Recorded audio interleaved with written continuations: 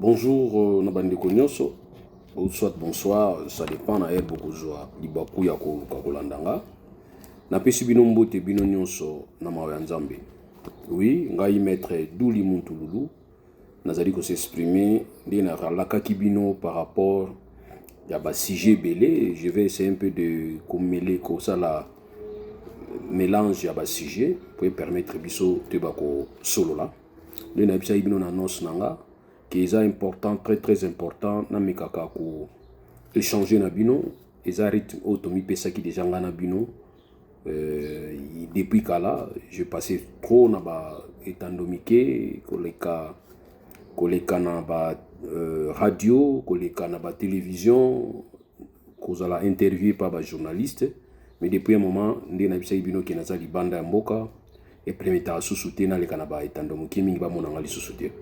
Mais na baki kito garder contact na bino à partir ya chaîne nanga na fongola ki ou yozali DLM plus loin Loulou TV ils na YouTube bo s'abonner belé pour y permettre à ce que tous ala toujours en ligne et puis bo liker ba vidéo nanga ya kala pour y permettre biso tous ala toujours ko communiquer. Alors na linga ina loba d'abord na actualité pour tout ba ko commenter actualité. Par rapport d'abord il y a position automoni actuellement en Afrique une certaine réorganisation ils ont salama stratégique ils ont salama na Italie géopolitique na niveau Afrique na Italie ba en prise parce que période communauté internationale tout ba grande puissance bazaka na ba gendarme na bango ba utiliser en Afrique période Mobutu Mobutu rappelez-vous Mobutu était toujours le premier à cause à l'informer coup d'état salama na mboka boy président tel azokufa Mobutu a informé parce qu'il a un pion. Et finalement, après, Mobutu a été remplacé par Paul Kagame. Paul Kagame a comme enfant chéri na bango parce que Paul Kagame, nous sommes manque de démocratie dans le Rwanda. Paul Kagame a toujours choyé, a toujours respecté, mais il est considéré toujours comme un bon élève. Tu vois, souffrance est en Rwanda, il y a parti moko ya Rwanda. Mais la partie où il souffrir, comment voudrez-vous que les Occidentaux comprendre la valeur de la démocratie? Tu vois, valeur de la démocratie na Rwanda des athées, tolérance na Rwanda des athées, liberté d'expression na Rwanda des athées. Donc, je ne vois pas pourquoi est-ce que Rwanda va bien être un bon élève. Je ne vois pas pourquoi est-ce que Rwanda a bénéficié toujours à partir du moment où Rwanda hier, ce qui est victime, il y a génocide, le Rwanda a commis bourreau et génocide au niveau est à RDC. Parce que dans l'accord cadre à Addis Abeba, où ils ont signé en 2003, et dans Addis Abeba, et le bagi aucun pays limitrophe et va se servir comme base arrière il y a un groupe négatif où ils ko servir à niveau il y a est et RDC mais tout le monde le confirme tout le monde le sait c'est vraiment aussi au vu de tout le monde to yibi ki Rwanda mutali ko alimenter F20 ce qui M23 za na mbongo wapi ou ba ko zwa biloko chaque fois bato se faire ravitailler les aba sale besoin au Mobutu a joie qui na période ça vient puis ça rappelez-vous c'est ce que Kagame est en train plutôt de faire actuellement au niveau de Rwanda. Donc tout le monde le sait. Or, l'accord autosigné qui na bango, il y a l'accord autosigné qui a Addis Abeba, accord cadre Addis Abeba, ils ont interdit Bissau. Ils ont interdit tous les pays limitrophes, base à la base arrière, na ba rebelle ou basali ko déstabiliser RDCT. Et ça c'était des recommandations pour les pays limitrophes. Dans les pays limitrophes, ce qui neuf, peut-être trois ne bazo déranger biso trois bazo déranger biso bo Burundi pas comme victime de la biso il pas bani ko kangana na biso na parce que to community bato pas c'est ba pas baninga il pas community na problème na niveau Rwanda mais au départ ils ont trois pays ils ont Rwanda, Ouganda et puis Burundi. Aujourd'hui Burundi aussi a comprendre qu'il faut changer réellement politique mais les deux pays batikali Rwanda na Ouganda en tout cas place instabilité na biso liko kota yango. Alors so tel accord cadre Addis Abeba wana pe et biko pesa ba recommandation aussi na RDC. Et pesa ki ba recommandation na pays limitrophes et puis pesa ba recommandation na RDC. Ba RDC fa bongisa abongisa politique interne na ye a créé to bengi tolérance à fond l'espace politique à tika batuba s'exprimer librement. Ben voilà, c'est ce qu'on a dit à la RDC. Là, c'était en 2023. Ils étaient en après 2018. Ils étaient en 2023. C'est-à-dire, du coup, le bénéficiaire, il y a liberté d'expression. Le bénéficiaire, il y a assainissement et climat politique. Ils étaient IDPS. parce que en 2003, c'était l'IDPS qui était à l'opposition. Tu vois, l'IDPS n'a pas été en opposition. Bato bazali ko vivre atrocité à régime dictatorial ya Kabila, ezalaki bato ya IDPS. Parce que quand on parlait de 2023, il faut que la RDC, en tant qu'État, aille ba ko fongola, classe politique, aille ba ko pesa bango tolérance, réconciliation, la décentralisation. Makambe belé ba prévoyait que wana ezalaki na bénéfice ya IDPS. Nazo insister parce que na 2003, IDPS n'a pas été en opposition. Bon, aujourd'hui, l'accord cadre d'Addis Abeba est abrogé, il est en vigueur. Donc aujourd'hui, l'État doit comprendre que hier, en 2003, on avait demandé à la RDC de se comporter boui. Bon, cet État, curieusement et heureusement, ils allaient État oyo dirigé par bateau ba souffrir qui lobby. Mais je me rends compte que ba ozo diriger lelo, c'est comme si ba bossani ba komi ba bourreau, ba sous ba victime lokola ya kalate. Or ba uti na pas si oyo tozo lobela lelo. Voilà pourquoi on a lobby que la recommandation on a biso peto ba respecter ngo. Or ceux qui respecter ngo té, c'est que mutaza pembe na biso a ko profiter. Or to lingate to pour faire profiter mauvaise foi ya mutaza pembe na biso parce que au départ aza déjà la mauvaise foi. Paul Kagame n'attend que des alimentation à crise ou na RDC. Paul Kagame azolinga instabilité na RDC, azolinga bato ba boumana na RDC, comme ça lui aussi va profiter à continuer ko occuper est à RDC. Donc, si il est là au télé, que Paul Kagame, bon, on a l'air de attaquer Rwanda. Paul Kagame, il est content. Il ne faut pas croire que Paul Kagame non, lui aime ça. Azolinga ba conflit en on peut permettre à justifier raison d'être né à niveau est à RDC. Souvenez-vous dernièrement, tant que Tshisekedi a qui a attaqué à partir de Paul Kagame après qu'il a en sérieux, il a des aventure. Mais à ce pays là même dans moi il y a ba bogi na bilangana yi. Puisque bilangana yi zali guerre. Il y a l'inga guerre. Donc c'est que non, on a pu faire des attaquer, on a pu faire des on a attaqué biso ba tout tous minoritaire, ba lingi biso na monde te. Alors moi, il on est wana qui ndaka il permet à yende ba ko maintenir confiance et pas ba o ba soutenir lelo. Donc voilà un peu par rapport à dossier wana. Et puis à Koloba lelo, vous allez remarquer qu'on commence maintenant à pointer Paul Kagame. J'avais dit toute la fois passée, j'étais mal compris. Je n'exclus pas que Koloba RDC des sali qui peut-être échanger position. Mais je voudrais vous faire comprendre que il y a motivation mususu esali o ekoti na kati ya concours pour permettre à ce que communauté internationale et banda koluka ko kanisa ndenge mususu. Je vous ai dit que communauté internationale et ko aka opinion na ye. La communauté internationale ne comprend que sa propre opinion. Or la propre opinion de la communauté internationale, opinion na ye zalaka opinion internationale.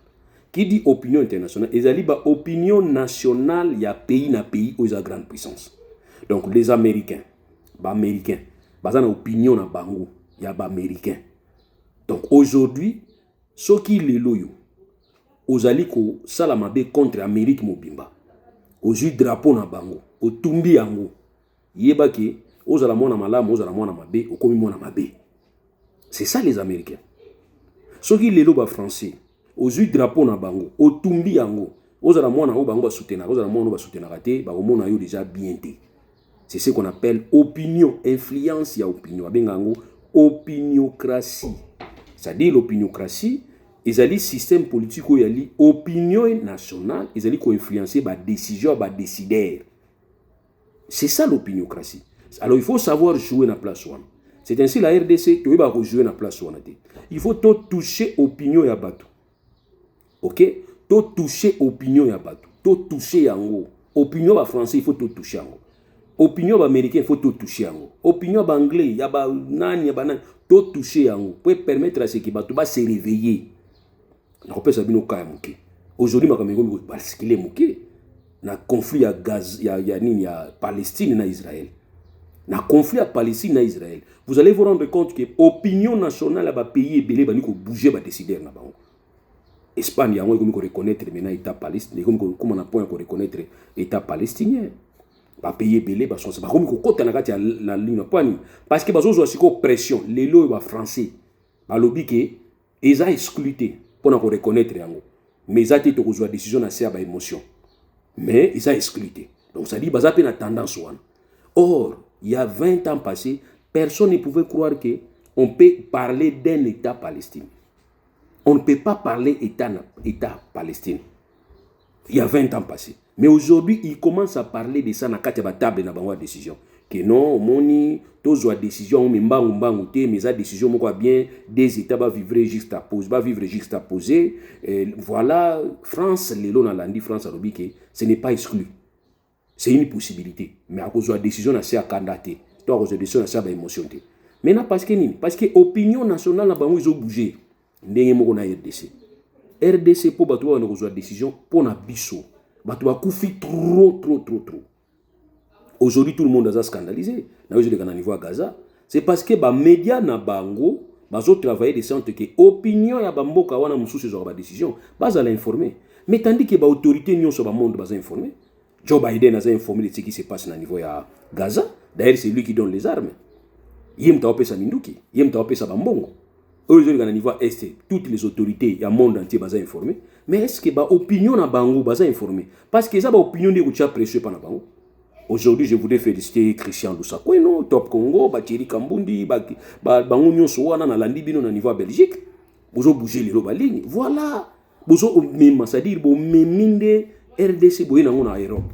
Tant boye na RDC, bo ni ko expliquer ma camisole kana RDC. Du coup, les gens maintenant commencent à s'intéresser. Qu'est-ce qui se passe dans la RDC? Qu'est-ce qu'il y a? C'est cette force de bouger, de décider de la position par rapport à Rwanda. Mais tant que tu as un voyage, vous avez 17 475 voyages. Ça n'a rien donné. Or, il suffisait seulement qu'il y ait un Cannes, les joueurs na biso, le système ya bouillé. Moi, je vais me vivre un joueur sénégalais. Alati Brassard a gagné Katia Komi RDC. J'étais très content. Donc pour dire que nous devons commencer à toucher les opinions et le peuple. Tout le monde toucher bango, tout le monde faire comprendre bango qu'est-ce qui se passe réellement. Dans la RDC, il se passe des choses terribles. Aujourd'hui, si vous avez un point que vous partagez ensemble, il y a RDC, ce qui se passe dans RDC, c'est intolérable. Je ne peux pas supporter. Ça, je ne peux pas supporter. Mais dans les politiques internes, je ne partage pas avec vous. Nous partagé na binoté. Mais dans l'Italie Est, solution est rapporter dans Est. Je suis d'accord. Mais le problème dans les quand Léopard a une équipe, comme nous sommes Congolais, nous avons soutenu Léopard. Comme nous sommes Congolais, nous avons soutenu Léopard. Ça, c'est naturel. Si Léopard a gagné, c'est un abisso. Mais nous sommes pourquoi ils ont ébélé? C'est grâce à chef d'État, c'est comme si Tchakibi. Comme pas à garder la lunette. Nous avons gardien là. Gardien a un babal na lunette. Ça est le Boumarabino. Or, il est important, là, où ils ont saigné ça. Biso, tout ça va débattre. Mais Bino, n'a pas journée, c'est mieux besoin. Comme on dit, grâce au chef de l'État, grâce à Tchébi ou bien à Yambaki Pelnati. C'est ça les problèmes Bino. Or, Bilo, ils ont saigné ça. Biso, tout sangal. Bilo, ils ont saigné ça. Biso, tout sangal, c'est normal, les démocratie. Donc, la guerre à RDC, où ils ont subi na RDC, Banda Kala. Bino, ne faut pas la histoire na Bino. Biso tango Kabila yaki, to kanisaki ki Kabila mutaye po a libérer Congo. Tango to se rendre compte Kabila ine ko libérer Congo te. Tout le monde na biso ye. To bisa ye pesa biso facture, libérer ba Rwandais bazonga. Et puis c'est ainsi to comment il y a un conflit na Kabila. Et to bani ko s'opposer maintenant contre la présence ba Rwandais na RDC. Mais bino na histoire na bino a pembeni. Yo nani oboya Kagame. Kagame c'était un bon partenaire. Kagame c'était un ami. Kagame, il faut te payer sa raffinerie à or. Kagame, parce que moi, je me suis toujours posé la question. Comment voudrez-vous que Kagame a zoba or na ba diamé zota na ba zone où ils allaient zone sous administration congolaise? Je ne comprends pas. Oh, ba rebelle bazoni na bazo Bunagana, pour na Bunagana ba matière beleza kuna po batinda na Rwanda. OK, d'accord. Ba rebelle baza ko occuper place wana. Bazo zo yango bazo tinda na Rwanda parce que ba ko tinda na Kinshasa te. Na comprendre que M23 est ba rebelle et ba minerie batinda na Kinshasa na pora matadi po bima poto na ndimité ba ko tinda na Rwanda. Mais comment se fait-il que ba pays ba zone où il y a sous l'administration neti ba Ituri or les olongo na Ituri or bazo zo na Mambasa na Ituri les autres qui ont l'équipe à frontière ba zone union sur la zone occupée par soit ba rebelle soit ba groupe armé. Mais l'équipe bien ba or on va retoucher et qui est en Rwanda. Donc il y a un problème qui se passe là-bas bino mo beta masolo les années. Ngari on a comprendre raté angwana. Donc du coup binonde bo pesa ki Rwanda moi espace parce que ce que vous faites aujourd'hui au bino bosala ki période akala même Kabila za banga osalango. Repani. Kabila se disait déjà qu'il n'a pointé, n'a marginalisé, n'a indexé. Ba ben to zo benga Kabila neve à Paul Kagame. Donc ce Kabila Mutoloba que Kagame c'était un bon partenaire, mais les bateaux IDPS dans l'opposition, mais les Boussimba qui ba arme. Mais Kabila n'a jamais dit ça. Peut-être il a disait ça dans Mutema, mais il n'a jamais déclaré ça. Mais Bino mo déclaré qu'il Bilo Musubo Sola qui n'a pas Rwandais Kabila Meka ko sala monter. Mais je dis, si vous avez une chance, si vous avez une chance de dire qu'il est PCI dans pouvoir, de résoudre les problèmes, on se rend compte que vous pouvez enfoncer Bisso davantage. Donc, histoire na bino, pour comprendre que c'est un peu sulfureuse. Tandis que Bisso, histoire na Bisso, depuis qu'elle a toujours terminé la Bisso Kagame. Depuis qu'elle a toujours terminé la Kagame. Toujours Kagame, non, c'est pas normal. Kagame a zotia génocide na RDC. Kagame, ce n'est pas bien. Tout ça, côté la Kagame. Mais bien autant, Kagame, c'est un ami, Kagame, c'est un frère, Kagame. Donc, pour voir le régime à Kabila, le régime à Tshisekedi, vous avez une situation pour que ça ait une guerre à Est. Alors, du coup, quand on va se décider, total, on a coupé sa bande, qu'on a vu sur Est, chance pas qu'il pas faire dans la kimia, to sangana, to tika divergence. Tant que to sangana, bino botika l'olendo. Parce que vous savez, l'olendo zangatine. Aujourd'hui, le président Zelensky a hier, il y a un bien à parlement, à lobby, et il va promettre qu'il va vivre qui n'est pas instructeur. Yo ya ba tinyo na Angola, qui n'est au son Angola. Abino ça dit que la diplomatie agissante. Nous ne sentons pas toujours sentir la montée. Du coup, il y a un moment où se pèle mine korbake opinion nationale congolaise. Tout travailler ma casse pour te faire comprendre opinion française, opinion belge, opinion suédoise, opinion norvégienne, opinion américaine, opinion bango sur britannique. Tout faire comprendre bango qu'est-ce qui se passe réellement à l'Est. Comme ça, on va faire pression sur l'autorité pour l'autorité, on va obligé à prendre la décision. Voilà pourquoi on a dit que ce n'est pas votre diplomatie agissante, parce que la diplomatie agissante de la RDC a été renvoyée à l'école du président Joao Lorenzo. Il y a na Rwanda. On a beaucoup de Kagame. Tant que vous avez des partisans, on a beaucoup de Kagame et beaucoup de Kagame. Si vous avez des na RDC, on va vous demander beaucoup de Kagame. Et biso toujours banini so okuta na Kagame et ko permettre biso to linga yete lokola yo linga ka ko ela ka amoureux biso to linginde to zala ndema ile na ye balobi ennemi azala musika te ba gérera ka ye. OK, il faut zala mun pembeni ennemi no pour gérer bien biso linginde to zala pembeni na Kagame pour to gérer pour ani to longola ye velité ko comprendre que biso to za ba ile te to za ma ile ko lega Kagame mais pour na biso ya lini to ane chaud boza chaud to attaquer ye na telinga bo attaquer à partir de qui ndé ofanya na kitino wana attaquer Kagame. Mais Kagame aza mutasa mesana na bitumba no. Kokota na lire na ye wana te. Biso neto ke na système ko faire comprendre opinion internationale pour batia pression na opinion internationale ba communauté internationale pour décision salama. Donc du coup ce qui communauté internationale ko changer position contre Rwanda eza pona binoti nazo insister pour bino bozolo ba meso bozolo ba bien te. Bozali pour faire comprendre biso tel boso. C'est-à-dire vous n'êtes pas ce que vous nous avez dit vous être. Boza o boyibisa biso kalati. To moni binota mo koti na pouvoir. Zo mususu roi moko boya zimbo ya kobala mwana na mwasi. Bato ba boyi roi lo bino na botika yi. Ali ngobala mwana nga, ali ngobala mwana nga. OK botika yi. Ba pesi place afandi, faut ba servir ye. Roi mwana na ya mwasi, faut ba la epa ya mbwa. Roi boya ki, mais po boya ngo bien salini. Na place va servir ye na mesa azu biloko abwa kiango mbo alande bani ko lia commissaire ba bala mwana lwati ndenge mo na bino. Donc balinga ba simsa bino de pouvoir pour finalement ba to ba comprendre que o bino bolubaka buza o bolubaka te. Kabila place au randa biso mabende yango. Parce que quand les gens disent que Kabila nous a rendu un mauvais service, bino bokanisaka Kabila randa biso mauvais service na gestion na été. Gestion Kabila c'est déjà catastrophique. Wana za nango problème te yebani. Mais décision Kabila zwa ki na suka il y a la passation na bino na bosala ki wana. C'est place na randa biso service mabe. Pourquoi? Parce que si aujourd'hui vous vous attelez à changer la constitution, si aujourd'hui vous attelez à s'imposer, vous avez la force à Kabila te. Jusqu'au jour d'aujourd'hui vous bangaraï makasi. Ba pays net ba Ghana, ba ancien président baza somi balé ba otamula président siga ki par abeti la bango lisolote. Mais bino ero so za so bani réunion na bino, bobeti hymne national, boyembi hymne national à partir na bino, botangi komba Kabila. Bon mais attends. Bozo faire exister pour rien. Je vous ai dit la fois passée, Bobo Sanaï. So Bobo Sanaï vous allez bien. Toute une matinée politique pour Fandi Boy. Et Kabila Robima Souta, Rozonga Sousouté, ah, Kabila Azongi. Comment ban cercle yé, Kingakati, ba américain, ba drone. Ti les loyo, tout le monde a makamoko. Et tu vois, et puis j'ai même suivi l'image de Moroboy, où population meni ko Nanchango, qui est Kabila Zonga.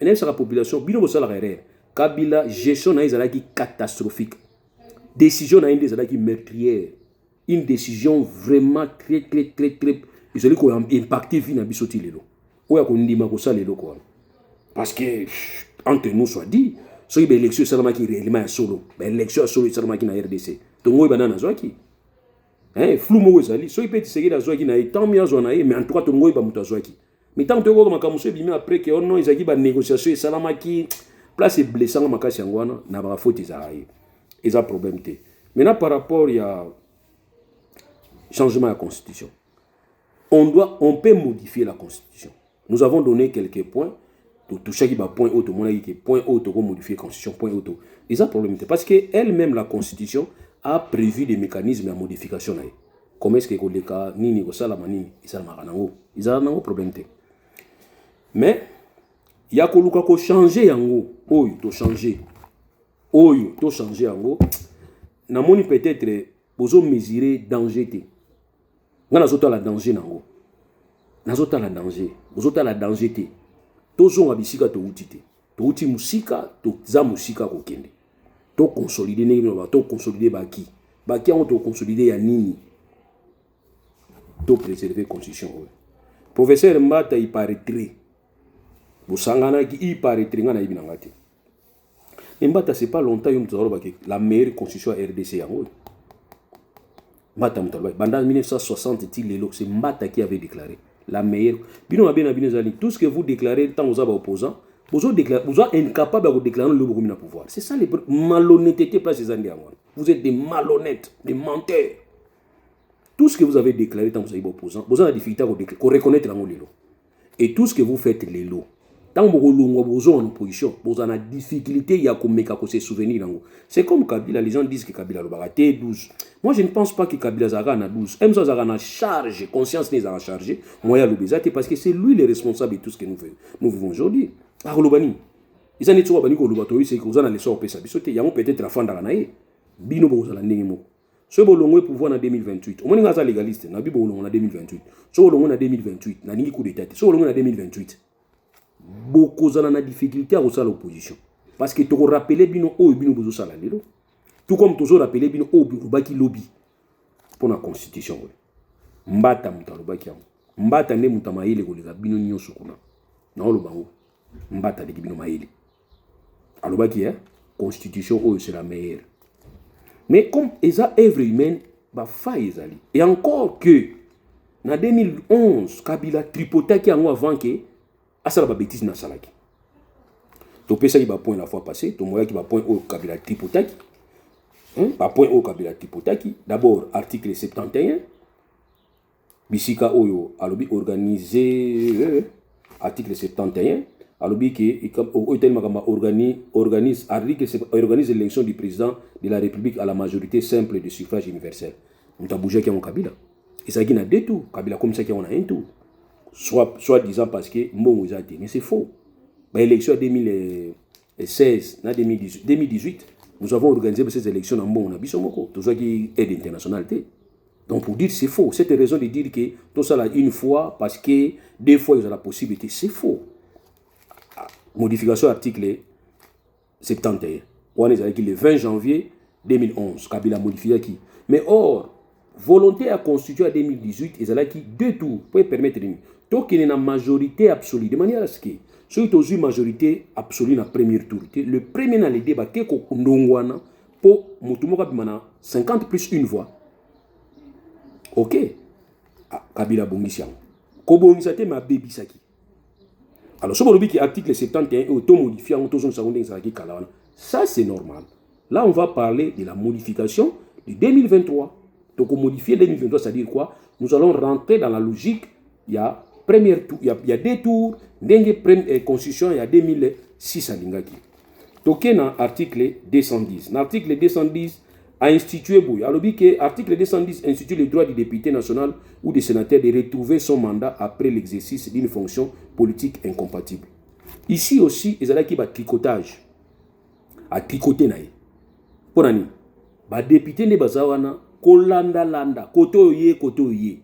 Koto ye a combien nous députés après tant ba nommé a tieboué côté à député à côté à gouvernement ali mbongo atiki mutune côté kuna tant atiki mutune côté kuna so ekoto balobi ke olongwa alongwe azongi li poste na donc moi mu bulu moko zana katika tiwana or il faut avoir option tant aux options qui nazal ko lingana représenter peuple na côté à pouvoir législatif otikali kuna obandi mandat na osiksi mandat na yo mais kabila tripota qui a dit que non non non non okotika na yo simbisi mutu anantanda okena na prozongela yango modification à 110. Or, volonté, il y a nani akalezaki mususu. Et na kati kaka awa, tant que la modification à 2023, on peut renforcer pour dire qu'un député a un mandat à moko. Comment y a moko député national, député provincial, sénateur, gouverneur, nini susu, ministre, mandataire, ambassadeur, kaka y a moko kaka. Non. Tout ça quand même plus de 100 millions. Topé sachant c'est pas un bateau, bah y'a koubini la personne de la parti politique.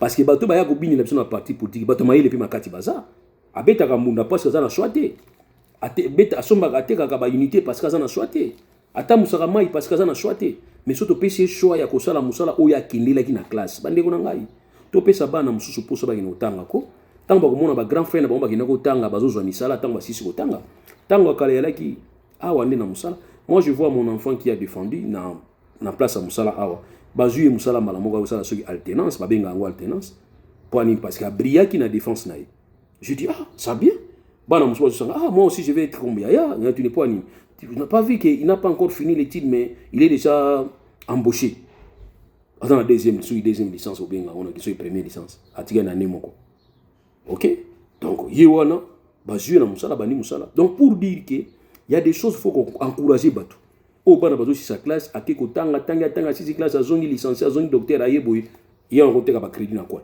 il mta amo gérer cabine non asi sa classe pas gérer cabine té poani parce que mutu moko na kati parti politique na bango azo occuper déjà 5 candidatures ça aussi to interdire ngo ba keno mutu azana droit candidature moko soko opter pour la députation nationale tika na députation nationale soko opter pour la députation provinciale tika kuna soko opter pour la sénateur tika la kuna c'est comme ça il faut tout ça tout réglementer pour permettre à ce que la fixation dans la partie politique na bisote article mususu abuja qui article 126 na à prévoir l'ouverture des crédits provisoires dans le cas où le renvoi au Parlement par le président de la République pour une nouvelle délibération projet de la loi et finances voté en temps utile et transmis pour promulgation avant l'ouverture du nouvel exercice budgétaire. Ça aussi, et là on a un souci zaini. Bazo a pouvoir non bazo ça n'était pas président. Mais or constitution oyo alinga qui histoire on a té. Alinga il va payer sa pouvoir ils a concentrer pas tout mon côté. Mais alinga qui partage à pouvoir même au sein exécutif. Et moi partage moi zalaki le président ne peut pas prendre seul la décision. C'est ainsi au monde que premier ministre ça jamais à cause de jamais timo qui le kufa moins que tout ça la gangsterisme. Mais un premier ministre, na kati ya RDC, Ouazali, a bimi na niveau majorité parlementaire, le président a eu été. Et le président a nommé premier ministre obligatoirement faute de la majorité présidentielle. Akola la tongo la mugiti a décidé moko. Peut-être na ka oya bango, yo sala manango, mais en tout cas selon la volonté à constituant, un premier ministre faut à l'abri, il y a caprice, il y a président de la République. Article 149, l'amendement introduit à cet acte consiste à la suppression du parquet d'énumération du titulaire du droit. Ou le parquet va le pouvoir judiciaire. Or, nous avons cru, tout l'exemple est en France, dans un système de bien juge d'instruction.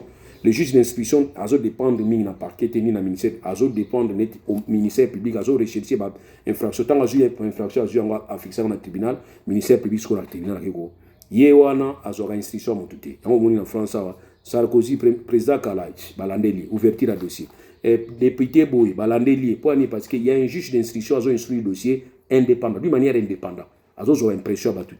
Mais qu'on n'est pas na biso magistrat au sala dossier bengi tika atiki à vos ordres magistrat au sala dossier magistrat azo benga ba parti ba kene okuta na ndako ya ndeko ya chef de l'état pour ba traiter dossier na bisi ba client na ngabo kendete je n'ai jamais vécu ça un magistrat alors ce n'est pas magistrat c'est mais magistrat ya parquet général ozana dossier zo traiter parce que ndeko ya chef de l'état bengi yo bo kene na ndako na ye azozela bino na bato bafundi na bato bazosamba na yo magistrat na bavoka na bango bomemana tokende epa na yebisi bango kena okende te mutu makasi pe yango na pe mbomini nga ba problème mosusu yango na bina okende te yebisa ye nga na koya te na kendaki pete problème. Alors article 197 ezali et 198 reconnaissent au président, voilà, reconnaissent au président. Mais vous remarquez que dans l'article il y a 2016, ils ont reconnaître pas le président pouvoir voter. Mais l'article où va modifié en 2011, au Kabila modifié en 2011, et ben ne reconnaître pas le président de la République sans restreindre les prérogatives des provinces. Mais c'est une contradiction. Or, le législateur voulait qu'on puisse donner l'exclusivité en matière de la gestion de la province, car dans la province, il y a un organe balé. Dans l'exécutif, dans l'Assemblée provinciale. Mais ici, dans l'article 197, 198, ils ont reconnaître le président pouvoir de dissoudre l'Assemblée provinciale. Après concertation. Quand on dit concertation, ils n'ont pas défini la concertation va se passer comment. Parce que moi, je me suis dit, la concertation peut dire quoi? Le chef d'État peut appeler le Premier ministre. Madame Judith. Madame Judith, en tout cas, l'Assemblée provinciale a commencé à entrer dans le dissoudre. D'après Madame Judith Albani. Tu es dans l'unité. Quand il va l'ongler Moussalat. Il va l'ongler Moussalat. À vos ordres, Sa Majesté, Monsieur le Président, je suis à vous, à vos ordres, plus rien à vos ordres. Et cette concertation va se faire par PV, par écrit ou bien comment. Or, ils auraient tout dit simplement dire qu'il faudrait qu'il y ait les canaux débat dans le Conseil des ministres. Mais il y a une concertation. Donc cette concertation, c'est une forme seulement. Ils ont forme. Et j'ai même parlé de cette concertation. Cette concertation peut seulement être une lettre seulement. Président Komaga lettre pas à Premier ministre. Que j'ai l'intention de mon que crise dans le niveau Congo central dans le Parlement, dans le dissoudre dans l'Aïe. Caché wana kaka primature wana, c'est déjà une concertation. J'ai trouvé non. Or, il fallait qu'on puisse parler plus d'un débat. Or, même au niveau de gestion du Conseil des ministres, les législateurs voulaient qu'il y ait un Conseil des ministres, débat, ils ont un débat républicain. De manière à ce que le président devienne une partie. Pas un président de la République. Il n'est pas vu là-bas comme une institution, mais plus comme un membre du Conseil. Et quand ils vont délibérer, ceux qui sont présidents sont en minorité, c'est que les décisions il faut y. Mais ici, ce n'est pas le cas. Le président, quand il communique, point, c'est tout. C'est comme si, au niveau assemblée, au niveau congrès, quand il fait la communication, il y a sans débat. Donc, même au niveau conseil des ministres, actuellement, quand les chefs d'État parlent, c'est sans débat. Nous avons débat transité. Nous avons débattu que, Excellence, avec tous les respects que je vous dois, sinon, c'est mon opinion opposant. Ça, c'est déjà grave. Alors, article 218, reconnaît. Donc, ça dit, vous allez remarquer qu'ici, on reconnaît maintenant les pouvoirs. Mais je pose la question, pourquoi a-t-on modifié? On a modifié, c'était pour redonner au président de la République tous les pouvoirs constitués en 2006. Il y a 2006 à Botolaki. Voilà. Or, nous, je vous ai dit, dans l'émission, nous avons lutté pour coincer Mobutu. Il y a que tu règnes, mais tu ne gouvernes pas. Mais ici, nous avons réussi à faire une constitution en 2006. Où est bloqué qui président de la République. Kabila Tali qui moyen travaillé bien zate a bengi modification en 2011 pour changer stratégie et pour reconnaître les pouvoirs oyo yazaraki na société.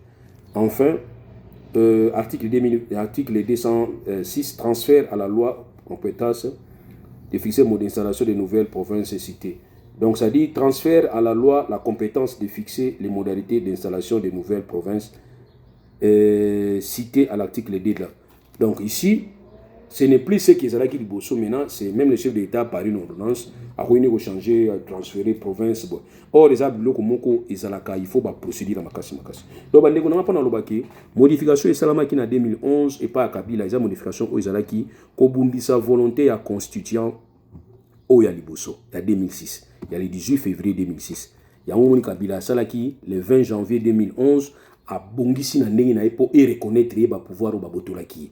Donc c'est que quelque part, Bitumba Tokendaki Nango, Banda 2003, Ti Bassan City, Ti Teosa la constitution il y a 2006, Kabila Bongisa qui en a 2011, Abou Bebisi en a 2011. Alors, les lots qui président Tshisekedi a lobby qui a bloqué, je lui pose la question. Vous avez bloqué na niveau ni pour te débloquer yo. Parce que bloc mususu yo za na 4e mususu monate. Biso ya libanda, to ali ko mona to yebisa OK, déblocage na yo za na niveau haut. Et je ne pense pas pourquoi. Ces blocages, tu aurais dû constater ça dans le premier mandat, pas dans le deuxième mandat. Et quand bien même qu'il y a blocage à solo, tu ne pouvais pas aller d'abord en Belgique, autour de la master na yoke, dans la commission. Et tu as qui au saliper réellement commission. Mais dans la commission, tu vas choisir les gens qui pour constitution. On va déclarer que cette constitution est la meilleure. Et nous apprenons même qu'on a posé ça au Tchango 7 ans, et puis ils sont sans limite. Mais c'est le chef de l'État. Ça sera possible. Est-ce que ça sera possible? Est-ce que mission moi yaki na ngoyangwana? Moi je pense que balkanisation autorité qui na 1960, balkanisation autorité qui entre la guerre et salama qui pendant période Kabila Joseph, peut-être yom de concrétiser. Ou soit yo zali utile ou bien aux ali instrument ou bazali ko utiliser pour to kota na kati ya logique ya balkanisation. Kusala makamu na côté.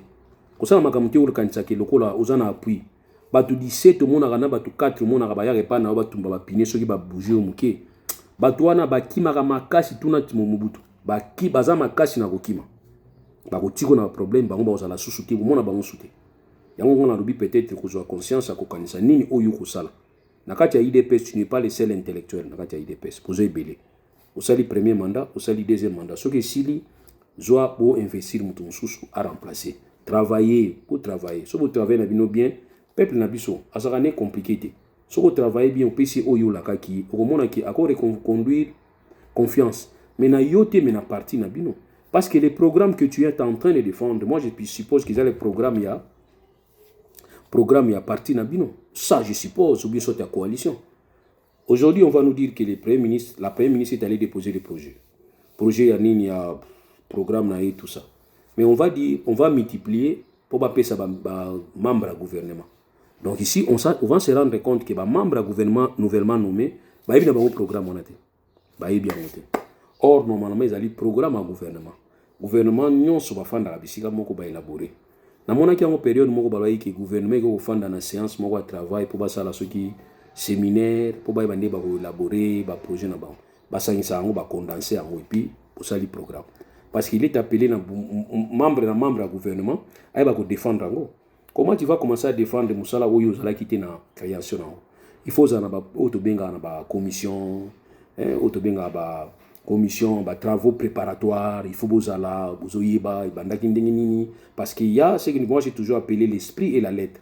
On vous donne la lettre sans vous donner l'esprit. On doit vous donner la possibilité d'avoir l'esprit, de participer à l'élaboration. Alors je crois qu'ils ont un plagiat, ils vont changer les chiffres. Et puis les chiffres vont bomber au makasi. Aussi force ya ko ça la recouvrement bon 99 millions, 93 milliards de dollars américains.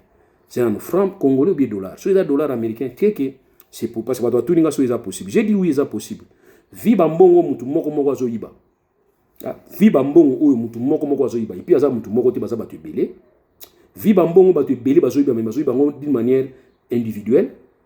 Ezate o mutu ayibi $10,000. Na yo kité mutu moko ayibi $10,000. Na yo kité mutu moko ayibi $100,000. Na zo yo kangote. Na yo kaba 1 million, 10 millions, 50 millions. 200 millions, 500 millions, il y a sous une élection 1 milliard 200. Donc, si mutu moko aibi 10 millions, mutu moko aibi 50 millions, et qui basé belé déjà et belé. Si ba aibi T, banda 2024, 2025, 2026, 2027, 2028, 5 ans ba aibi T.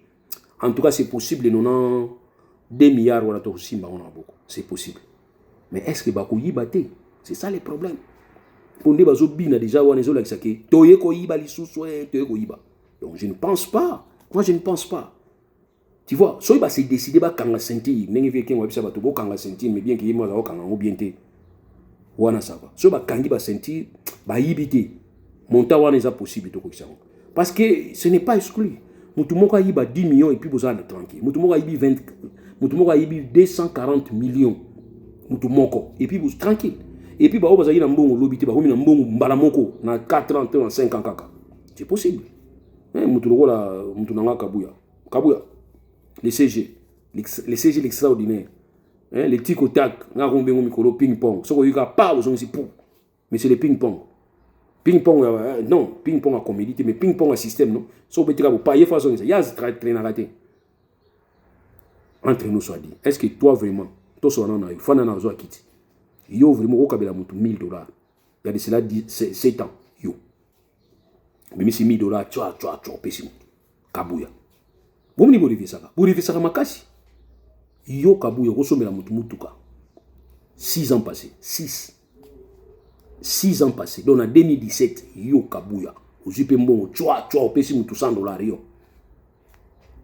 Mais aujourd'hui, on va vous dire que Kabuya pesi mutu $10,000. Oh, to sombi mutuka. To sombi jeep. Abouya.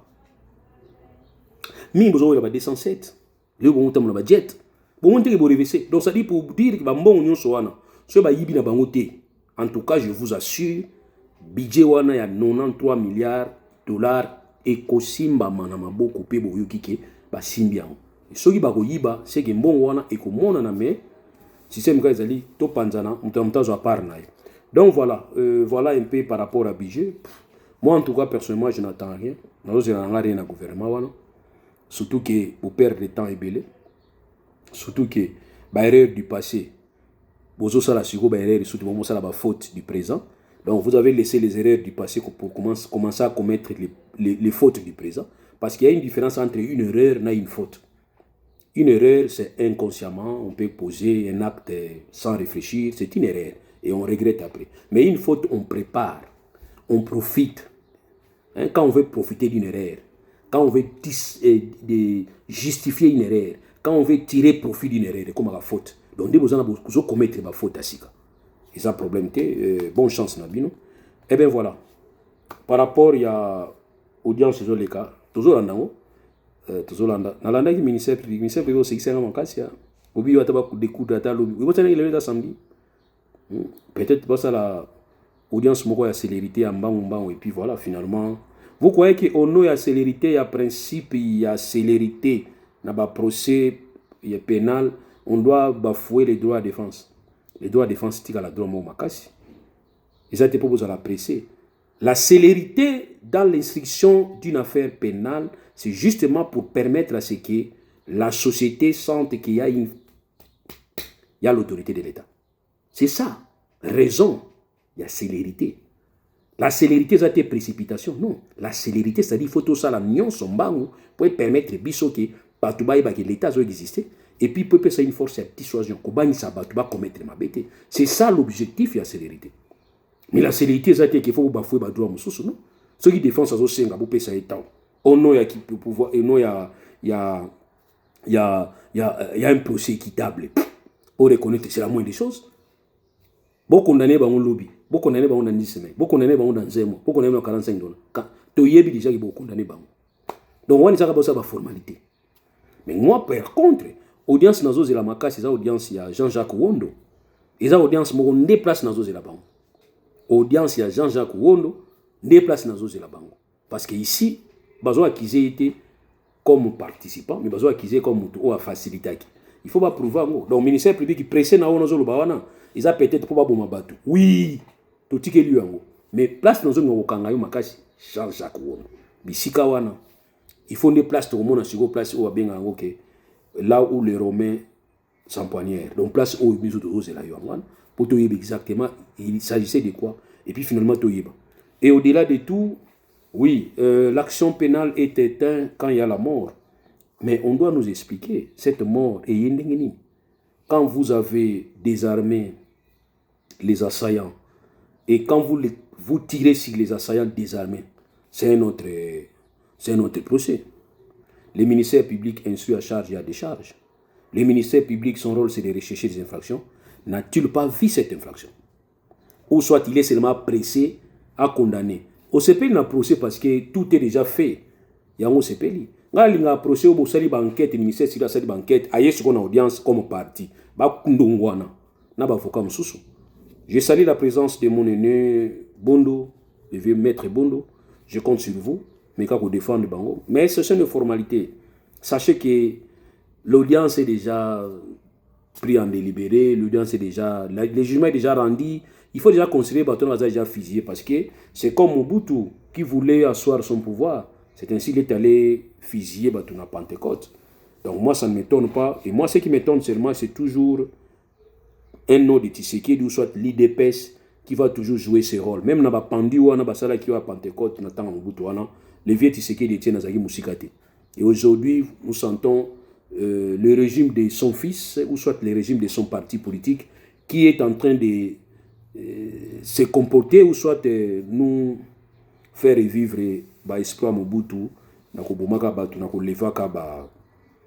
moratoire, oyo bango pe ba bénéficier qui n'ont parce que surtout ba ito kata moratoire en 2003 mais les ming ba boma bango na ba comportement mususu to mona wana mais que voulez-vous.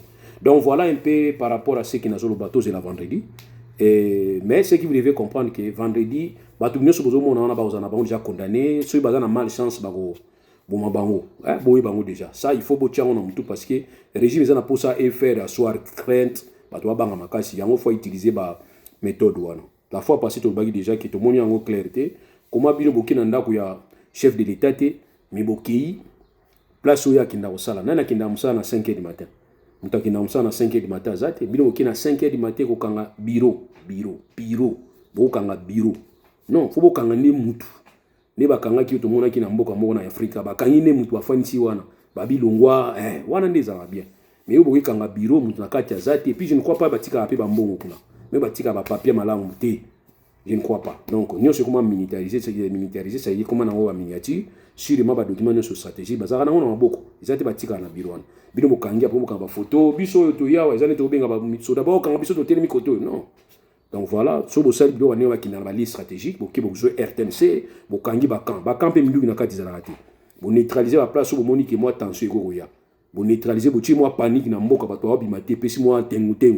Mais bino et salami pour preuve Moïse Mbi a gagné au bina le même jour. Donc on prouve qu'il y a des choses qui prises vraiment à la légère des deux côtés. On a ton côté va débat mais biso, ce qui nous intéresse actuellement mes amis. Jean-Jacques Kondo, Tolanda Yaye, puisque y a une qui défend ce que vous avez makasi, à partir du moment où on a force et un ministère public de vous en a dossier. Le dossier Moussouana est déjà bien préparé. Balambi, ministère public, Balambi Lio déjà. Il y aura Rolia. Parce qu'il y a eu des images au Bangomo Bazouaki. Donc voilà Balambi Lio. Bio Yara Rolia. On est fier no wana. Mais dossier na auto Oye Bamuno to Salawana dans le dossier Wondo parce que ça, ils ont senga maintenant. Ils ont senga vraiment au terme Yaba. Et au-delà de tout aussi, crainte dans les alliés, nous avons pas si Nicolas chef de l'État nani Félix Tshisekedi. Bino bozo fana bozo ba fufu, bozo ba chibelebele, bozo ba koni mutengele, bozo ba shima, bozo ba matamba, bozo ba makambo chef d'État zo monate. Il reçoit des pressions.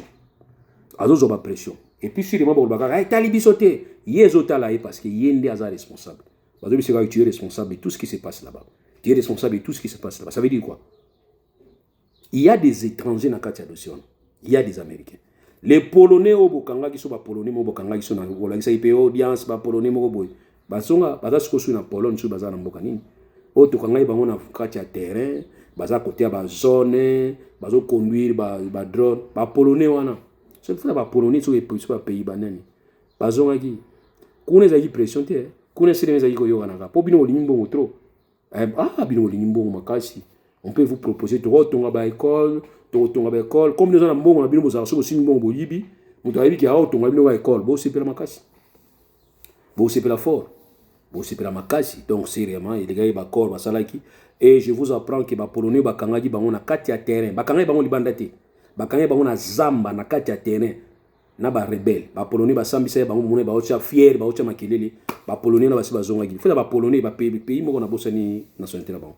Bazonga déjà, bazonga na mboka na bango très bien, et puis na mboka na bango basamisa bango te bazonga na bango. Alors je crains pour les Américains, bokangi na ba Britanniques, ba Américains, na noko belge bokangi wana, bokoka. Ça va, ça bokoka. Po bino za mnoko makasi, mais bokima makasi. Bato ya IDPS bazalo kola bato ya palute. Massa mo aisanga za garde, azaki gasi. Abi mettre période tozo sala ba intervention ta Mobutu. Bato bazo déranger biso makasi ya bato ya palu. Soki palu eza na marche jour wana tobelaka maboma. Papi pwani. Palu zobeta masasi ba papa mikolo azo avancer. Papa mikolo azo avancer. Azobeta masasi papa mikolo azo avancer. Et puis mde masa na biso moko azaki soda azobeta masasi. Père moko akoko ya mokolo ya palu. Na drapeau nika na kingo. Bien kizenga na face. Afenta tipo wana memai na morote. Abamba na mabele boum. Na musika to mona bazoboto na mutu munduki.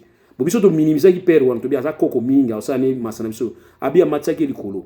Tant que tu as koko na to kanga koko na to kena e babi koko na grand formateur na palu. Abi yango to mo banga bato palu makasi bato palu ato beta masasi ndenge ni bato na palu bayaka. Bato mokama bato to mokama makasi bato palu. Balema na bango mikolo. Bato to mokama makasi. Ngai bon bato ide wana basi na bisote. So betika ta on a bango to babungi. Ba père no so bayaka na ba costume bato cha makelele wana. So betika ta likolo. Ba panza na bango nyonso. Ba kimi. Mais bato palute. Donc ça dit pour dire que Il y a des choses, mais le chef d'État est en train de souffrir parce qu'il sera obligé d'être responsable. Pour Nani, je vous dis pourquoi. Les Américains, les Belges et les Britanniques, ils vont faire une pression. La pression va à partir il y a tuerie au Boussalaki. Atrocité Boussalaki. Il y a kozwa mutu o aza désarmé. Beti masasi. Mutu amibwaki na mai. Ils ont droit à la défense. Azokima, aza sous danger. Droit international humanitaire. Il a dit il faut capturer. Parce que là, sur le massage, il y a un danger pour Akima. Pour voir qu'il a effilé, pour tenir les sous-marins, soyer pour vous protéger. Image à l'iboussou, la guise mutuana, ma américain, ba nyate, ba ebutu. Non, mon américain, on a mon qui était n'habité, mais ba zoaki ba ebutu. Tout ça, ils ont torture. Bah ouais, tu as une contrebalance. Il y a qui tout ça contre la torture. Et puis, tu as raté ba sambi sabatu na biso na pays mususu. Bah ouais, la biologie quoi. Sinon, tous ont fait la dossier contre bino. Pourquoi ils font la dossier? Bah ils font la dossier parce qu'ils ont atrocité ou ils filmer. Comment ba opération na bino bozo sala bozo filmer? Ba soldat oyo bozo na éducation bazo pesa bino te. Un soldat zo qui ne front bozo na téléphone te. Yo zo recevoir ka ba ordre bazo pesa yo na système de communication na bino. Mais oyo ya filmer ya kozwa direct zo tinda parce que ba image ezaki ba image ta ba filmer ba boaki ba to bazui ba récupérer yango za siko contrebalance. Et vous allez remarquer lever un moratoire na bino osalaki bo appliquer ngo pa bateau ya bino mais oyo wana bo zongi sabango na mboka na bango bo zongi sabango na bi mingi ba hey waya wana munoko osala munoko mais le chef d'état ici azawana yebi et on lui avait dit ba yebisi que acte o eleki tout le monde bazali ko désapprouver ngo tout le monde acte ni ya coup d'état bazomona ngo siko c'est normal ça peut arriver na ba étanios. Il y a un moment où il y a disposition pour protéger. Et vous avez facilité tant que vous protéger le système nabino et que défaillance est côté pour corriger malamonko vous avez leçon. Bino vous avez pas nabino qui prochainement vous avez disposition pour corriger. Point. Si vous avez la répression nabino fait à la sur base de la loi. On ne doit pas se comporter comme des assaillants. Et puis azo pona oh beta masasi qui a donné l'ordre de tirer. Il faut répondre. Pour éviter que Jean-Pierre Bemba on va lui dire, on te reproche. Pourquoi? Parce que tant que l'atrocité, c'est seulement qui n'a place au qui n'a commandement. Organiser qui jamais procès contre Batou au Bazala qui pointé. Ça aussi, c'est la complicité. En termes, il y a droit au Tobengi, il y a convention à Rome, il y a CPI. Balobi que même le complice. Il est complice aux autorités du Sika ou Yofandi wana. Yo beti masasité. Mais toi tu es le commandant. Responsabilité ya batu oyo yo za o baza sous commandement na yo. Ils pas na yo. Tant yo moninde wana. Aucun communiqué. Il y a état-major. Il y a il y a armes. Force wana kingi la chef de l'État. Banamoura ceux qui force présidentielle. Aucun communiqué. Aucun communiqué. Il y a chef d'état-major. Général Afar RDC. Aucun communiqué à ministre de la Défense, aucun communiqué à ministre de la Justice, aucun communiqué à Premier ministre, aucun communiqué à président de la République. Pour condamner non seulement attaque au Bazouaki, mais aussi condamner le dérapage. Oh, il s'est dit qu'on a sanctionné sévèrement. Comme c'est ce couvrir bino. Jamais sanctionné. Mais vous avez tout ça, ça aussi, il faut nous dire comment est-ce qu'il est décédé. Eh mais oui, il faut nous dire, il est décédé comment. Eh mais oui, Babouma qui est ndengeni. Babouma qui est ce qu'il a attaqué. L'attaque où on a bien riposté qui, il y a un qui massassi. Babouma qui est ndengeni. Parce qu'il y a une vidéo qui circule, il y a tout le monde qui va coacher na jeep. Après, Ami Boumaki, tu vois, tout ça. Boumani, biloko bozo sala siko. O ba to ba lobela bino lelo. Bo supporter parce que o to lobela ki bino na biso to lobela kabila. Oyo mwana papa oyo mukolo papa oyo o ndako benga hero akufaki période ya kabila ba fera tungulu bo tungulu balobi ga bamba ki libanga epa ya cortège ya kabila iso ipi kabila te mais ba juye po ba boma esi place ba yo bomela yo ba biyo ami diemba kaki to tuni ami diemba nani on a lassé to bi tabi muto apwa ne wana mi diembi na lassé pratikali parce que so mi diembi ne de ba lassé neti nga muto apwa bona kangi lassé na mi diembi ki bo lassé ko katana to ba ni kabila mutamwaki Shebea, Tobaini, Tilelo, Tolan de la Kabila, Boyebi, Tolan de la Kabila, Tilelo, Tobiye. Donc pour ni bino bato ba kufa tourna bino to ba za bino te. Pour ni to banga bino. Bato ba kufa ni kolo za bino, to baga za bino. Point. To banga te to ba za bino. Alors, dossier souka eza dossier par rapport il y a exil. Bande konanga, un réfugié politique c'est un droit. Eza do ezali reconnu par mutu nyonso oyo. Azali ko kima mboka na ye pour na crainte suite il y a opinion politique na ye, suite il y a crainte moko ya zo défendre ba liberté ya batu, suite na crainte moko par rapport il y a appartenance na ye, appartenance tribale na ye, appartenance ya religion na ye, ou bien soit il y a orientation sexuelle na ye. Moto wana so ba bimi na pays wana akimi na pays mususu, pays ko yamba ye, ils ont le droit de reconnaître ye statut ya réfugié ou bien statut ya auto benga ko bénéficier protection internationale. Batona bakimaka pona problème bazana ngo yango bakimaka. Mikolo na moni mouvement mezo tombwama contre ba orientation sexuelle. Bato to benga ka communément ba PD, ba lesbiennes. Monde actuellement il va protéger Batouana parce qu'ils estiment que Batouana a commis un danger. Même au niveau de l'église catholique, l'église a commis une difficulté. Comment est-ce qu'il va se positionner face à nous? C'est un problème, il y a moral. Or, tribunal, la morale est raté. Tribunal, moi, ça, la morale est raté. Mais il y a quand même des valeurs où Batouana reconnaître. Alors, ceux qui valeurs, moi, ils se greffer dans la situation, moi, ils ont bien mis sur yo. Ceux qui ont bien écoutez, c'est comme ça. On peut savoir un exemple. Vous voyez que, dans le niveau, il y a ville. Ce qui est un sous-vêtement, un cinglé, moi aussi. Il faut pas kangaye. Il faut pas kangaye dans le niveau à ville. Mais la plage, la plage, la piscine, parce que la piscine, on a un costume, la plage, on a un boubou. Mais si vous mis sur le niveau à côté de la makambo et mon à niveau de cité, na mis sur la piscine, na mis sur le niveau de la plage. Ils ont mis sur le balai au long là, oh on a outil dans la cité après non, ils ont mis sur moko. Donc pour dire qu'il y a un problème, il y a conception ya mutu. Et puis il y a un problème, il y a vite au benga la mondialisation. Moi je ne savais pas qu'il y en aurait au fond de la côte, au fond de la côte. Tout ce que je vois, je ne vous peux pas vous dire. Mais je vous dis que ce que je vois, je n'ai jamais vécu chez moi. Mais je me dis que je supporte. C'est pas pour autant comme ça un problème pour là, non. Et je me dis moi-même, ça peut aussi arriver chez moi. Et bandi ko comme pas na biso. Pour nani parce que ngana yao. Ba to pe abiso on peut ba kekuna mboka na biso. Donc ça maintenant c'est vraiment un problème qui se joue à ce niveau-là. Yango moningai na itali makam ya ba orientation ya mutu. Na nyami ko kota na kati te. Na mona ngo so ko koti na kati comme si ozo créer ennemi inutilement sans le savoir. Soy mutu aza fort comme ennemi nanga adversaire nanga. Soy mutu aza faible, je risque na comment mateye et puis et comment neti agression et pas naie, surtout so aza minorité, ils poser problème. C'est ainsi au moni ma comme itali orientation sexuelle, ngali ngami ko kota ngote. Na mona ngo eza ba dossier moko très glissant. Mais les loyo, on peut pas tolérer mythisme ya l'état face à bateau bazali na ba orientation sexuelle mususu, bazala menacer et pas ya bateau mususu. Et l'État a encouragé à l'État comme on a côté. La fois passée, le chef de l'État a fait un discours parlant du genre.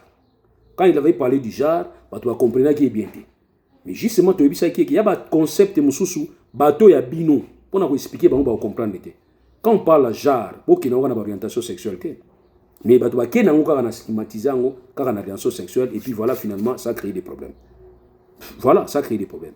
Mais aujourd'hui, bato bami ko mema ba sango ba ke oh non balobi bo pona bato bazaboyi balobi ko bato na communauté insécurisée c'est que monde azo protéger ba donc pour dire que ce monde a moni kaza na insécurité pa na bino abimi o no so moni ki ozana ba orientation moko boy sexuelle bisika wana yo zali balinga ngote ne force pas longwa kinde bisika o moni ki bazo tolérer yango. Moi c'est ce que je conseille.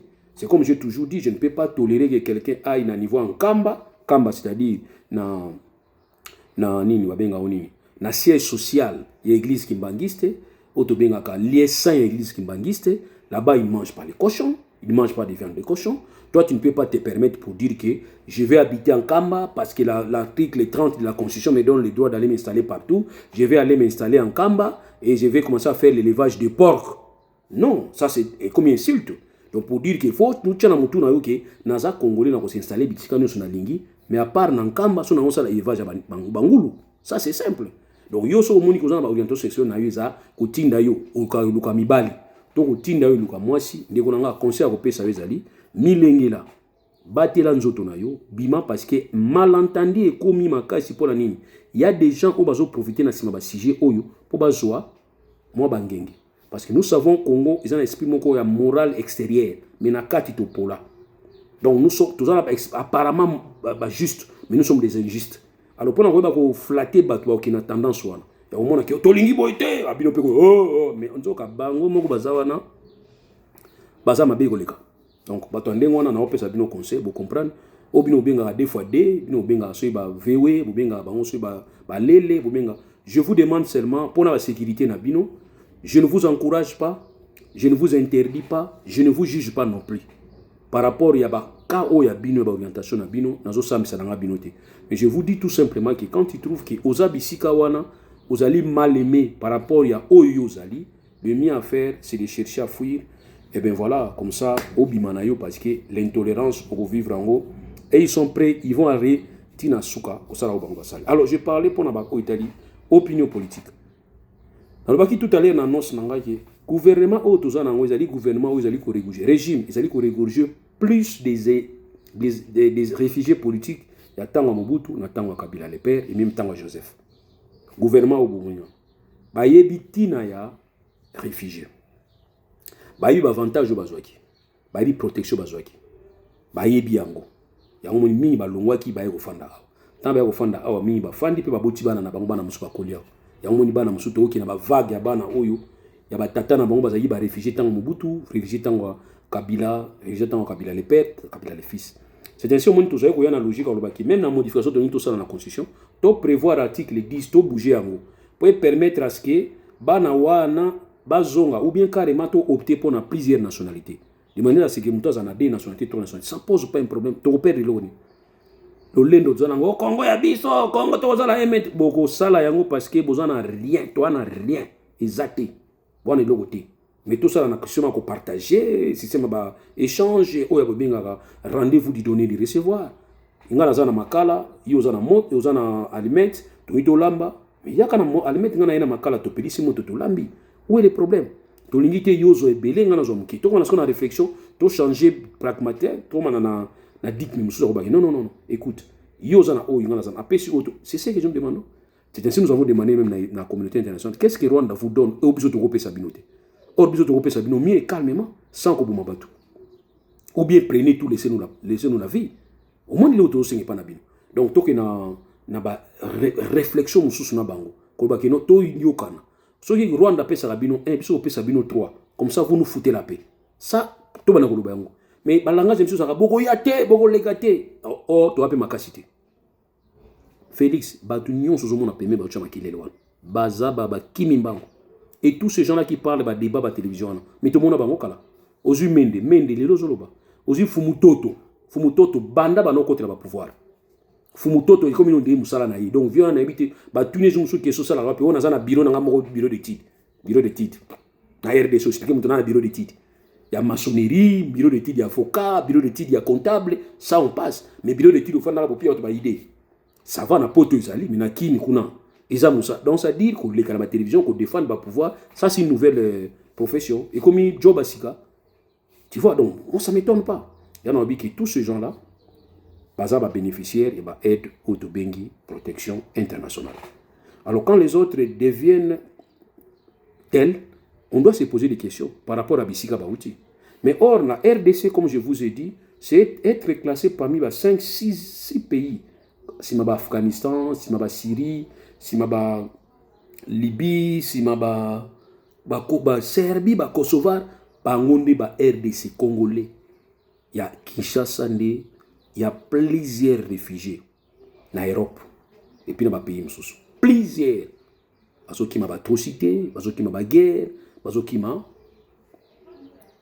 malentendu politique, d'intolérance politique, arrestation. Vous allez me dire oh bazo qui m'a bango pamba mais non. Ndeko na biso Senga asakuna zana kasho. Nani la fille Gloria asakuna. Asalini pour le biga qui to lembi passi mais to lembi passi qu'est-ce qui est est-ce qu'il va finir mutunakati quel est les propositions mutu to lembi passi courez à passer, mais à passer. Est-ce que c'est une nouvelle histoire? Ça faut bruit. Non. Faut bruit beaucoup aussi, mais faut un vrai bruit. Pas nini. À lobby ou à lobby. Barnabé, c'est comme si beaucoup comme ça, moi, en bas, Luana, ah, mais ça en a prison. Beaucoup de tickets tamouké, c'est comme si, n'a qu'on ait commis prison. Si je suis allé à la télévision 2 fois, 3 fois, 4e fois qu'il est prison. 2 mois, enfin 2 mois, et 2 ans, abimi. Tant abimi, à l'obéga 2 fois, 3 fois, 4, c'est-à-dire, n'a qu'on ait commis prison. C'est regrettable. Et puis, je voulais lancer un message dans Demiap. Demiap, bota la mission à Binuzani. Demiap, mission à Binuzani. Mouta fini chef de l'État. Mouta tongi chef de l'État. Mouta nyongwa, ayo funda na Demiap, au sali dossier. Demiap.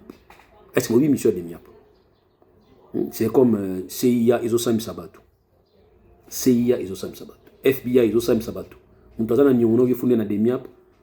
Et vous funda na FBI, bengisi, ils ont sami sabatu. Mouta leki a tongi Joe Biden, FBI, bengisi, ils ont sami sabatu. C'est que vous avez mission bozo salatu. Il y a un moment où il défaillance, c'est ça trop. Trop de défaillance. Parce que vous avez plus plongé dans ma camusous. Pas fini chef de l'État. Pas l'obéli tribunal à Moutouan Nezali. Vous m'aimez dans le tribunal. Et puis, j'ai dit la fois passée. Botika ba dossier ya ba politicien. Botika ba dossier ya ba politicien. Bon, mais on a ba demiap et pas ba OPJ ou bazan na formation. Toyebi degré ba formation ba OPJ. Dernière promotion ba OPJ na RDC ça 2005. Ou ba format ba OPJ na dernière formation. Ba on doit tirer ba système module. Hein, Bozubi sur les questions de au Témiga Bazam sous 10, au PC Bangoku, droit et lobinini, droit pénal et lobinini, so Mutakangi, beaucoup de ça, mais c'est une ba PC ba texte stéréotypé, au sala ninia, au yebitino yelia, moi au PC me soit tout à l'heure, au sala ninia, atangi, au yebitino yelia, donc ba PC et papier, formation exacte. So aux un politicien, le rôle a failli, au tinde pas à Moutouana. Aux politiciens, le rôle a nani. Délit c'est ça, botine pas ya mutuana, ou aza formité. Ça donne pas. C'est ainsi dans le baki. Na o itali makambu ya poursuite ya ba homme politique, botine ba homme la moko na niveau ya parquet général. Parce que même na niveau ba tribunal, grande instance, tomi ko banga ba homme makasi. Défaillance c'est commis trop. Eh mais oui, tout la vérité. Donc ça dit ba tonni ngona ba catégorie parce on est na bo to benga ka privilège à juridiction. Na o itali ba parquet. C'est ainsi au moni Mercurial Oya, procureur général près à cour constitution, près à cour suprême Yakala. Tant on le que na o itali makambuya outrage na chef de l'État. Comme depuis 1963, plainte moko chef d'État kotsate pour ba fongola dossier na sansoana na ko senge pa na bino ba procureur généraux. Bo se saisi ça d'office. Donc il faudrait que tant bozo landela un politicien, il faut que na niveau ya procureur général yemo kwa za na dossier wana akope sango pa ya tel magistrat akope sango pa ya tel OPJ akope sango pa mais sous vérification na ye barate ko zalati na o moni période moko bakangi mutu bakena demia pas zu mutu asambisi ye oh non soki nini outrage na chef de l'État ba yena on a niveau ya procureur général procureur atali aningisi mutu ba procureur to so wana ba mutu abi petit nangai tozo souffrir ngapani dossier so uti na aner dossier so uti na demia so que yepa na biso poto to faut bandela zéro pour nani parce que moi yo saisir tribunal na OP notre OPJ onizati n'importe quoi. Voilà pourquoi dans le but qu'il faut tout possible to ça là bas to former bango to pesa bango formation et puis au-delà de la formation nazo rappeler na chef d'état urbain qui tango yaki que oye pour oiba ko humaniser ba service wana. Il faut humaniser bango comportement na bango musalisa suki to côté eza nango ki to côté bandaka eza ki to côté bandaka la oyebi yango bien. Merci beaucoup na bao balandinga bozi chance à olandanga merci bo partager vidéo nanga bo aimer yango bo s'abonner na groupe nanga biso ba mususu to yaki place toza awa eza pona plaisir te. Parce qu'il y a deux catégories. Les gens qui sont en Afrique, ils ont vie en Europe. Ils ont droit. Parce que pas si tu es en Afrique, ils ont en Europe, aux États-Unis, ils ont des ceux qui ont des conditions, ils sont allés à Batiango, ils ont un traitement, ça va. Au lieu de grave. Ok, en tout cas ça je dis. Mais je ne vous demande pas botika kuna boya. Mais nous voulons seulement que via kuna to tchangoko. Mais il va se poser notre problème. On peut prendre tous les Européens, qui n'ont pas en Afrique. Tous les Africains, qui n'ont pas en Européens, qui n'ont pas en Union soir. Tobé sango dans 2 jours. Kuna ba bon sango dans 3 jours. Ça c'est ce que j'ai compris. Mais en tout cas, biloko wana o traitement kotanga bana, c'est un faux problème. Mais biso mususu to yawa parce que nous avons eu 2 problèmes. Moi j'ai failli mourir. Pas menace à téléphone, pas au côté langa nandaku, pas menace. Makambo ibele na kutena na ngona niveau RDC. Nous sommes au baté. Mais nzamba batela biso to bimaki. To bimi ne sengote parce que en tout cas je dis la vérité et j'ai dit même aux amis ici la vie on a mené en Afrique ils ont 10 fois bien on a mené. Nous souffrons. Vékin walobaki que l'exil est difficile. C'est vrai, il n'a pas tort. Exil les a pas si makasi. Pas si. Exil les a pas si. Ils ont vraiment pas si. Donc ils ont les sengote. Certes, vous avez une galère en Afrique, ou une galère oyo, ils ont le rôle là, ndenge moko. Et bah, tout le monde vivre bien, net bien, vous vivre mikolo bien. Ba Kabuya, ba Peter Kazadi, ba nani na kobenga, ba Peter Kazadi, ba tu ba koyeba utu yango mokene ti ba Didier Budimbu ba yebi parce que ba fanda ka pena poto. Kazadi, Peter Kazadi poto nani. Kabuya poto ali boso ye oyina ngona IDPS tambo zi pouvoir. Yo na limite ya koto. Ba bino nyonso wana ba Kabuya. Moni esengoza na nkuna. Soki ba landi bino kuna bo kimbo yawa osabo. Point parce que vie wana oyo za na nkuna. Awo okuta vie wana difficile. Ta. Mais muto azo souffrir déjà en Afrique. Soka yawa amona normal. D'ailleurs amona on est bongi. Mais nga eza lo lendo te. Mais nazo ba ndenge nazo ba pona vie nanga. Donc vie o nga na zai nango. On nyonso na abandonné na kimi. Na oyo na kuchao. Je dis que ma vie en Afrique, c'est 10 fois. Et je suis ici, si j'accepte de rester comme ça, c'est parce que c'est ma vie que je vais préserver. Alors, une fois ma Cambona est Sili, je ne vois pas pourquoi je vais rester ici. Puisque moi, ma vie, c'est en Afrique. Et nous voulons simplement transporter ne fût-ce que 1% de vie à en Afrique. Vous allez voir qu'Afrique est bonne. C'est ça notre souci. Donc, nous ne sommes pas venus chercher de l'argent ici. Parce que nous avons déjà eu l'argent. Tout simba bon. Dans le bango, nous avons un exemple à Kabuya. Kabuya limsanga pas de yam. On a séparé nos makashi. Dans les gars qui ont un bon. Kabuya, dans les gars qui ont un bon. On a 2017. Nga na yo ngamu les gars qui ont un bon. En 2017. Mais les loyo, na obengo patron des patrons. So ozwaki maman Bikoudie. So ozwaki maman Ndonai. So kendaki na Mbetenge. So ozwaki mbonga moyeki na yebite. Mais en tout cas, en 2017. J'étais ton patron. Les gars, ils ont bon. Mais les loyaux, en tout cas, chance na yo. Babiso Mouninga Zui, CP là. Donc on a CP. Merci beaucoup et puis bon courage. Nous sommes tous ensemble. Tolingi coup d'état. Mais Tolingi des mandats ici dans 2028 pour nous tout soit. Donc du coup, biso Togo Goya Sima 2028. Togoya pour tous à la revanche. Tous à la revanche. Ngana ozonga lelo na za revanche. Dans un conflit à Moutouté, dans la première Moutouté, j'ai fait mon travail, j'ai défendu le dossier où Nazara qui est très sensible. J'avais plein de dossiers sensibles. Là, on a dit à Moutouté, tant que marche là qui n'a pas qui nous, on a beaucoup de choses. Nazara bimaraté. So il marche ezali na obimate. Nazara bimate. On marche ezali na point. Mouta barenga na ibité. Mouta opposition, mouta pouvoir. Pour Nazara tirer bangonyos. Pour ibité. Nazara beta bangonyos. Mouta pouvoir. Ta, mouta Kabila. Ta, mouta Tshisekedi. Ta. Donc du coup, je me suis créé des ennemis partout. Pourquoi on a bien bango ba frère si à moi. Donc baza ba jimo ba frère si à moi. Kabila, régime à Kabila na régime à Tshisekedi, identique, pas de différence. Pas de ba frère si à moi.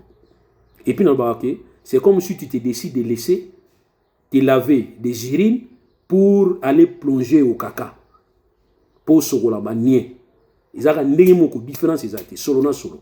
Donc je ne vois pas qu'est-ce que ça peut nous ramener. Mais Kabila, j'insiste, ce bateau à lobby qui n'y so au faut Kabila, bateau y a pouvoir en place, boy baki bazolo belabino.